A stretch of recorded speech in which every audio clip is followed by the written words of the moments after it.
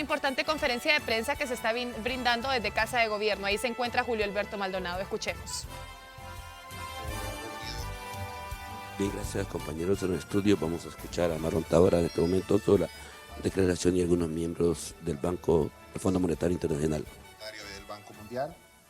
Y posteriormente, a partir de la semana anterior, hemos iniciado el proceso de la revisión del artículo 4 y también hemos procedido a iniciar el proceso de diálogo para la negociación de los términos de un nuevo acuerdo con el Fondo Monetario Internacional. Y en ese sentido, me voy a permitir cederle la palabra a Esteban Vesperoni, el jefe de la misión del Fondo Monetario, quien procederá a dar lectura al comunicado de prensa que resume la visita y los acuerdos a los que hemos llegado. Así que gracias por podernos acompañar el día de hoy. Esteban.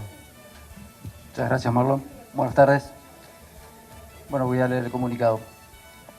Me complace anunciar que en apoyo de la agenda de reformas económicas e institucionales del Gobierno de Honduras, el FMI y las autoridades hondureñas han concretado un acuerdo a nivel de personal técnico por una combinación de acuerdo stand-by y servicio de crédito ampliado de 24 meses, por un monto de 311 millones de dólares, equivalente a 225 millones de derechos especiales de giro, 90% de la cuota de Honduras en el FMI. Las autoridades han indicado que pretenden tratar el acuerdo en forma precautoria. Las condiciones macroeconómicas de Honduras se mantuvieron estables en el 2018. El crecimiento del PBI se desaceleró con respecto al desempeño dinámico en el 2017, ubicándose en el 3,75% debido al debilitamiento de los términos de intercambio. Pero se mantuvo cerca de su potencial, apoyado por el consumo privado que se vio impulsado por un importante crecimiento de las remesas internacionales. La inflación se mantiene estable, cerca del punto medio de la banda de 4 más menos 1% fijada por el Banco Central.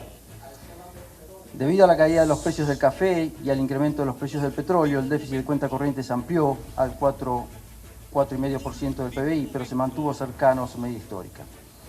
A pesar del déficit más alto de lo esperado registrado en la Empresa Nacional de Energía Eléctrica, el sector público no financiero presentó un déficit de 0,9% del PBI, en línea con la meta establecida en la Ley de Responsabilidad Fiscal. El sistema financiero se mantiene estable, líquido y bien capitalizado, con una morosidad a niveles históricamente bajos. Ante la desaceleración del crecimiento a nivel mundial y términos de intercambio aún débiles, se anticipa que en el 2019 el crecimiento se modere ligeramente a cerca del 3,5%, manteniéndose sin embargo cercano a su potencial. Las políticas del programa económico apuntan a un incremento de la productividad que apoyará el desempeño macroeconómico en los próximos años y crearán gradualmente el espacio fiscal para inversión pública y gasto social muy necesarios. Se anticipa que la inflación y las expectativas de inflación se acerquen al punto medio de la banda del Banco Central, mientras que se espera que el déficit en cuenta corriente se mantenga estable alrededor del 4% del producto. Un objetivo clave del programa económico es mantener la estabilidad macroeconómica y a la vez poner en marcha reformas económicas e institucionales para fomentar el crecimiento inclusivo. Las políticas reforzarán los logros ya alcanzados en materia de fortalecimiento del marco institucional y de políticas. Se combinará la observancia de la Ley de Responsabilidad Fiscal con reformas dirigidas a crear espacio fiscal para reducir la brecha de infraestructura e incrementar el gasto social, inclusive en importantes programas de género. El programa preservará los esfuerzos previos para la movilización de ingresos, aplicará la ley marco del sector eléctrico y pondrá la situación fiscal de la Compañía Nacional de Energía Eléctrica en una trayectoria sostenible. También se ha priorizado el mejoramiento de la gobernanza, inclusive a través de medidas para incrementar la transparencia y demás. Dichas reformas tendrán como cometido mejorar el marco de políticas macroeconómicas, elevar la calidad del gasto y fortalecer el Estado de Derecho. Se trata de reformas fundamentales para mejorar el ambiente de negocios e impulsar el crecimiento. La política monetaria seguirá dirigida a controlar la inflación y mantener niveles adecuados de reservas internacionales. Asimismo, el programa tendrá como objetivo el ulterior fortalecimiento de la política monetaria y las instituciones financieras, el desarrollo de los mercados monetario y cambiario para apoyar la transición a un sistema de metas de inflación y el mejoramiento del marco macroprudencial para reforzar la estabilidad financiera. La misión mantuvo conversaciones con el presidente Juan Orlando Hernández, el jefe de Gabinete Económico Marlon Tábara, el presidente del Banco Central Wilfredo Cerrato, la ministra de Finanzas Rocío Tábara, la ministra y directora del Servicio de Administración de Rentas Miriam Guzmán, la presidenta de la Comisión Nacional de Bancos y Seguros Ethel Deras, así como otros funcionarios de alto nivel y representantes del sector privado. El equipo del FMI agradece a las autoridades de Honduras y a las demás contrapartes por los excelentes intercambios y reitera su gratitud por la cálida hospitalidad recibida. Muchas gracias. Bien, ha sido el representante del Banco Mundial en esta información que nos está dando, pero vamos a las preguntas y respuestas. Vamos a ver, hay una conferencia de prensa, respuestas, que vamos a escuchar las respuestas primeras. Escuchemos a Abraham Ardón de HRN, escuchemos al compañero Abraham Ardón de HRN. Buenas tardes a todos los de la misión del fondo y a miembros del Gabinete Económico de Honduras. Don Esteban, fecha tentativa para este desembolso de esta cantidad de 311 millones de dólares, a desembolsarlos en Honduras, para Honduras. Y otra cosa, ¿ya se tiene el destino de estos fondos, en qué se va a invertir en el país? Bueno, déjeme, es una buena pregunta, déjeme decirles que en general los programas financieros del fondo no necesariamente involucran desembolsos. Lo que les decía durante el comunicado es que las autoridades no tienen planeado desembolsar, no va a haber un desembolso. Lo que quieren hacer las autoridades es usar el acuerdo de forma precautoria, o sea que no hay fecha planeada para un desembolso en particular. Muy bien, periodista Julio Maldonado de HCH.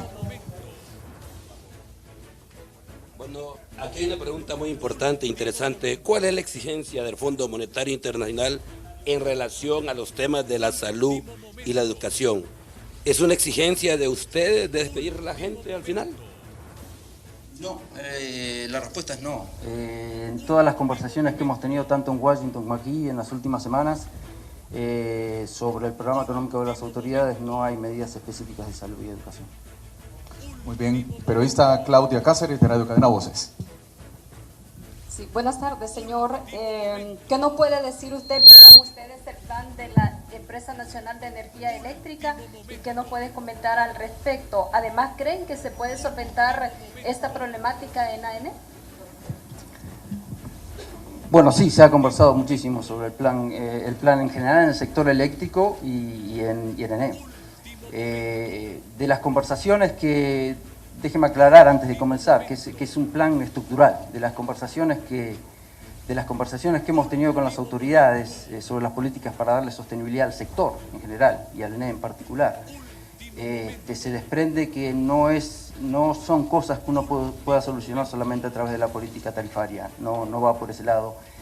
La política tarifaria en Honduras tiene un marco institucional para ponerla en práctica y nosotros creemos que lo que se debe hacer es solamente seguir el marco institucional que ya está establecido para eso. Habiendo dicho eso, justamente el tema con el plan para el sector eléctrico y para ENE es que es algo mucho más estructural, polifacético, involucra muchas medidas e involucra a todos los actores relevantes en el sector. Desde nuestro punto de vista hay tanto ventajas como desafíos en este plan. Yo creo que la gran ventaja en el caso de Honduras es que el marco legal para la reforma del sector eléctrico ya lo tienen. Ha sido aprobado por el Congreso hace algunos años. Y nosotros creemos que el marco legal que ha sido aprobado por el Congreso está en línea con buenas prácticas internacionales. O sea, Honduras parte de una situación ventajosa en el sentido de que ya se han puesto de acuerdo. Esos consensos ya los han alcanzado, ya han sido aprobados en el Congreso y eso es muy importante. Por el lado de los desafíos, el tema es que es un plan complejo. Es un plan complejo y que tiene, por supuesto, riesgos de implementación y que debe ser aplicado con celeridad y muy enfocado. Y como les decía, va a involucrar a todos los actores relevantes en el sector. La forma en que nosotros vemos este plan es como separada en dos bloques. Por un lado hay un bloque institucional y por otro lado un bloque más operativo y financiero. Desde el punto de vista institucional, como les decía, desde nuestro punto de vista es es implementar la ley marco del sector eléctrico que ya tiene, lo cual implica fortalecer los entes regulatorios, la CRE, crear el operador de mercado, proseguir con la decisión de la Empresa Nacional de Energía Eléctrica, como lo marca la ley. Y en general son todas reformas que van a hacer que el sector eléctrico funcione de una manera en un marco con reglas que son internacionalmente razonables. Por el lado operativo y financiero es complejo. Como les decía, todos los actores tienen que estar involucrados. Hay un tema con la generación y yo creo que los atrasos en los últimos trimestres en los pagos de generación muestran que hay una necesidad de sentarse a conversar los temas de generación con todos los actores del sector, inclusive los actores privados. Luego hay un tema muy importante, que es el tema de la reducción de pérdidas. Ese es un tema clave. Gran parte de los problemas financieros y de las presiones que el ENE está poniendo sobre las finanzas públicas está relacionado con niveles de pérdida muy grandes. En ese sentido, el gobierno tiene intenciones de sentarse a revisar ese contrato que tiene con la empresa EH para ver si el contrato tiene incorporado los incentivos necesarios para poder relanzar un plan de reducción de pérdidas agresivo, que es importante. Por el lado financiero, el objetivo de las autoridades es tratar de lograr un readecuamiento de la deuda del ENE, que es grande. Son unos 2.700 millones de dólares, incluyendo los atrasos. Lograr un readecuamiento para extender los plazos y reducir el costo de la deuda, principalmente apalancándose con garantías de organismos multilaterales. O sea que todos estos elementos, y son al menos 5, son algo complejo, pero nosotros lo vemos como un plan viable, pero es un plan que requiere una implementación enfocada, disciplinada y rápida.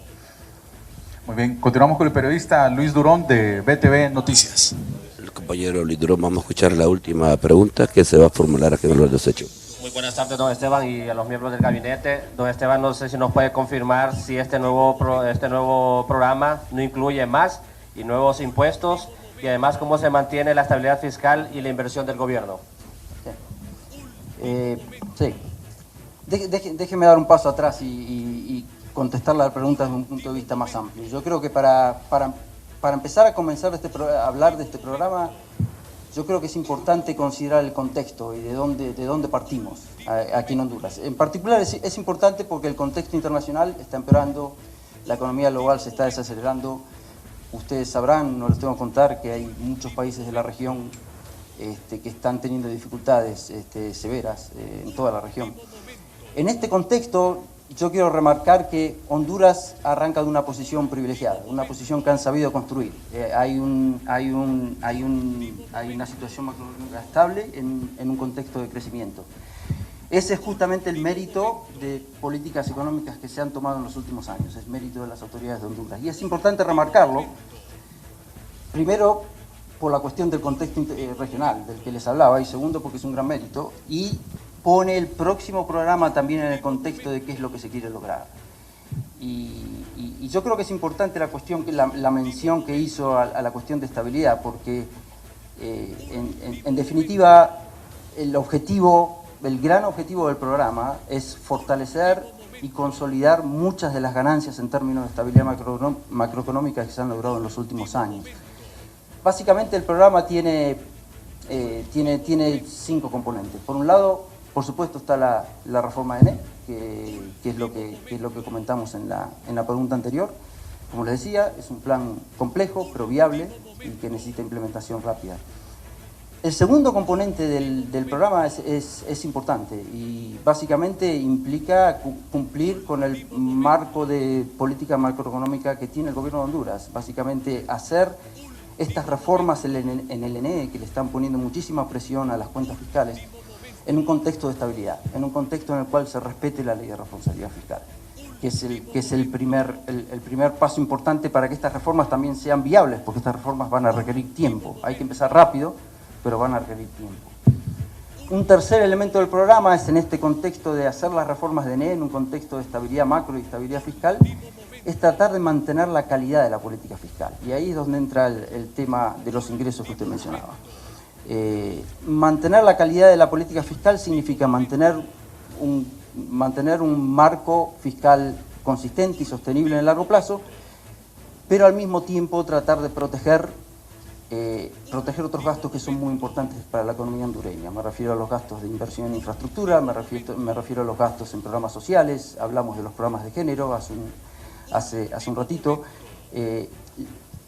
Para hacer las reformas de NE, mantener la estabilidad fiscal y mantener la calidad de la política fiscal, mantener estos gastos que son importantes para el país, hace falta mantener también los esfuerzos en términos de movilización de ingresos.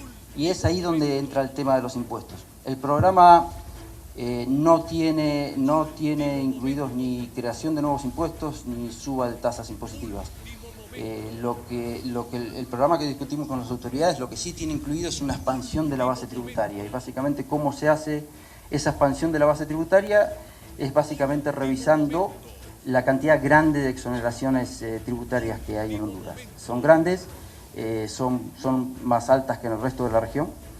Y hemos llegado a una confluencia de visiones con el equipo económico de que hay una necesidad de revisitarlas y ver cuál de ellas tiene sentido y cuál no.